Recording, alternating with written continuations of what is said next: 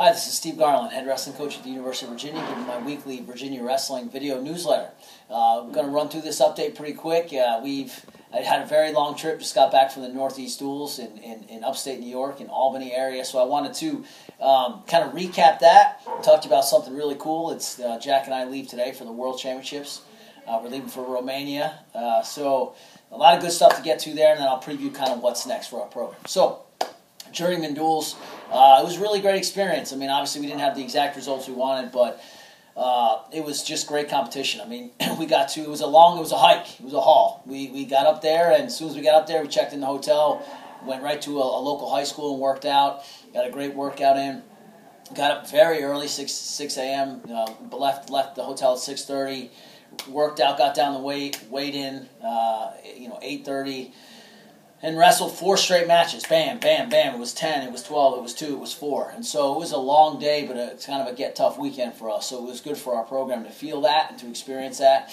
Right off the bat, we wrestled Ithaca College. For those who don't know Ithaca College, Marty Nichols is National Coach of the Year, Division III Coach of the Year, and a close personal friend of mine. We actually used to live together. I used to rent a room from him, and I lived in his basement when I was at Cornell University as a very young, idiotic assistant coach, and Marty took me under his wing and sort of mentored me and helped me along in the business and literally put a roof over my head. So we were really close, and Marty and I talked last year about having this dual meet when I saw that their team was going to this event. And they're actually number 2 ranked team in the country, Division III. They've got a shot to win a national championship, Division III. They've got several really good guys on their team. So it was awesome to be able to wrestle against my friend and also have our teams compete against each other. So we ended up wrestling really well that dual meet and came out on top. I don't know what the score was, but I think we won 8 to 10 bouts. So it was a good first start for us. And then we went into the Wyoming dual meet. Wyoming's nationally ranked, I believe, 22nd, 21st, 22nd. Really tough team. It was crazy dual meet because every single bout, it seemed like, was just so tightly contested. At 25, we almost got a major, so we started off with a bang. And at 33, I think the match of the whole dual meet, even though we lost, Brian Courtney just absolutely, and especially in the second and third period, pushed the pace. We've been hearing a lot about talking about competing in such a way. He absolutely represented that. He absolutely represented the University of Virginia well. He was attacking and constantly and pressure and pressure and pressure and pressure, and closed the gap and almost pulled one out against the returning All-American 6th-ranked guy in the country, his name is Bridges from Wyoming. It was incredible to see this little redshirt freshman out there battling and that's the Brian Courtney we know. That's the Brian Courtney we recruited. So that was really exciting. And the next match, Sam Krivas knocked off a national qualifier, and Sam Krivas had a rough weekend last weekend, and man, did he rebound this weekend. I'm going to talk a lot about him in this video. And he knocks off a very tough kid and just looked really good.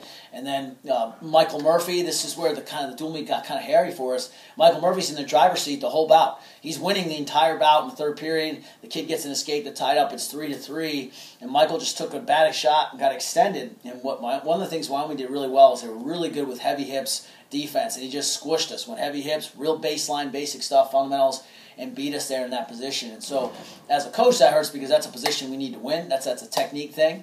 It's not a heart thing, and so we're going to put a lot of work into that. We're clearing out of shots over the next couple weeks. But, so Michael was in position to win that bout. It was right down to the end. And at 57, you want to talk about a crazy bout, we're getting killed. I'm talking absolutely crushed. And then all of a sudden, Keating just goes Keating, goes buck wild, inside trip to the guy's back, inside trip again, snap, pancake, throws him out of bounds. Before you know it, the kid from Wyoming is so tired he could barely walk back to the center, and he just ran out of clock. I mean, he got down so big. I mean, he made just 2 really bad blunders in the first period, 2 4-point moves, gave up 8 or 10 points off the bat. And so he's down and comes all the way back. And I mean, if he can just, and talk about competing in such a way, the way he goes hard, if he can just eliminate some of those silly mistakes and keep wrestling the way he competes, but also more fundamentally sound, he's going to be pretty dang hard to beat. So 65, that was one of their best guys, if not the best guy, and he took it to us at 65. And Cam Coy is a guy that I think you're going to hear a lot of good things from this year, but that was a really good match for him to experience. You can't let the guy take the match to you. You got to take it to him because he's that good. 174 was another one this close. I mean, Robbie Patrick rides the guy out the whole second period, all mat returns, grinds his way back into the match. Now he's got the momentum. He's got a chance to come back and win. And Trent and Travis were telling him to go neutral. Kind of a rookie mistake. He goes down. He didn't listen. Goes down and gets ridden out. We end up losing that bout. At 184, Will Shaney got us back on track and won that match, in a very close match, but did a really good job being fundamentally sound and winning that match. He was one of the few guys that actually did out wrestle the guy fundamentally. 197, again, silly mistakes. I mean, Jay Aiello comes out, gets the first takedown, does something stupid on top, gets reversed. Third period, he's in on, I don't know, 2 or 3 shots he should have finished, doesn't finish. He ends up losing a heartbreaker. And it's crazy because think about that, 49 and 74 and 97. Well, now the dual meet, it's like, holy smokes, where do we lose this thing? And so that's a dual meet we really think we could have won, and leads me to my next point is Quinn Miller. Quinn Miller gets put on his back for a 4-point move, fights out of it, comes out, double legs the guy, takes him down, rides him out, gets back into the match. He cuts it to 6-4. If he gets a takedown, he ties it up and goes to overtime and just couldn't find a way to get that takedown late. So, again, very, very close. So, it was a tough dual meet because you're thinking, walk out of there, you're like, oh my goodness. I mean, 2 or 3 of those bouts go the other way. We win that duel, but it didn't happen, and Wyoming earned it. They didn't let us do that. And so the good news is that our team was competing in a way that we can be proud of and that people want to watch. And the bad news is that technically we got some things we got to tighten up. And so our coaching philosophy going into this next month is just, hey, we wrestle every single day. I mean, it's almost to the point where it's gotten crazy, where we're almost spoiling our guys too much, where they have a workout partner as a coach every single practice. I've only not wrestled 2 practices the entire season, and the Paulsons have wrestled every practice. So we're going to take a step back and make sure that we're actually spending more time really nitpicking on the technique that we show. Because we show the technique, but then we're in there working out with our partner. Now we're going to be walking around the room. And yesterday I was filming guys and then texting them the film right at practice. Walking around with my phone, showing them what they're doing right and wrong, and then sending it to them. We're going to be really on that. Our staff was breaking down film with the guys yesterday. Because, again, I guess I said bad news. It's good news that the technical things, well, that's what we're here for. We can fix that. You can't teach hard, I don't think. And we got that in spades. But you can teach the technique. So that's our focus. Next match, Nebraska, crazy. I mean, I'll just say this. I won't even go through all the bouts, but I'll just say this. We're in position to win. If we win at heavyweight, we win the duel because we would have had criteria. It's crazy. And, we have to find a way to pull those out. Last year we had Missouri on the ropes, came down to heavyweight. We didn't pull it out. We had so many opportunities. We have to figure that out. And so that was the message to the team is like, you know what? Would it have been great to knock them off? Yeah, but knock them off, not knock them off. We need to just flat out win. We need to find a way to win those. And so the highlights of that were 133, Brian Courtney looked awesome.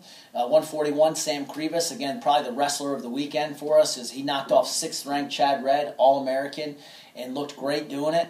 149, Michael Murphy tears his knee out and ends up toughing through it, and I literally out-wrestles the kid in the 3rd period, gets the last takedown of the match, looked awesome. He actually looked better after the injury, so really proud of how tough he was there, and just such an example of grit for our team. It was great, and how tough he is and how much better he's gotten.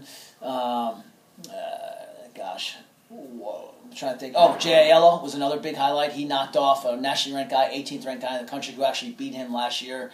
And then again, heavyweight, Quinn Miller was around for the takedown to tie it up. He's around the guy. He hits a beautiful peek out, double leg, cuts the corner, gets behind him. And as he went to mat return him, he did a thing we call the Mueller, where he's supposed to come over top the throat. He didn't come over the throat. He stayed on the waist. And when he went down, he slipped off, and the kid literally just fell on top of him. It was like, that's how we lost the duel. So, again, very close, but didn't get it. And so, I know I'm hungry. I know the kids are too. So we got to start pulling those things around. Finished the day off with Long Island Post. Long Island is coached by Coach Patrick, who's kind of a legend in New York, a guy I've known since I was a kid. So that was cool. They're going D1 next year. They're a nationally ranked Division II program, and we looked pretty good in that dual meet and ended up winning that dual meet. So we went 2-2 on the day. So next thing. Jack and I leave. Right, we've already worked out once today. We're working out again at 3 o'clock, and then we'll be on the road heading to first to Germany and then to Bucharest, Romania, to represent the United States in the U23 World Championships. Please be praying for Jack, be pulling for Jack, be following Jack. It's pretty exciting. Got an opportunity to bring back a gold medal to Charlottesville, so we're fired up about that. And then next for our team, we've got a bunch of guys going to the NC State Open, half unattached, maybe about 5 or 6 guys attached. And then we have Thanksgiving break off, and then we'll come back for Las Vegas, which is, in my opinion, the toughest tournament in the nation. So we're right back at it. Our schedule's a grind. But this young team is fun to watch. Thank you guys for your support. and we'll continue to work hard to try to improve on the things we're deficient at and represent you guys well. See you guys when I get back from Romania, and go Hoos.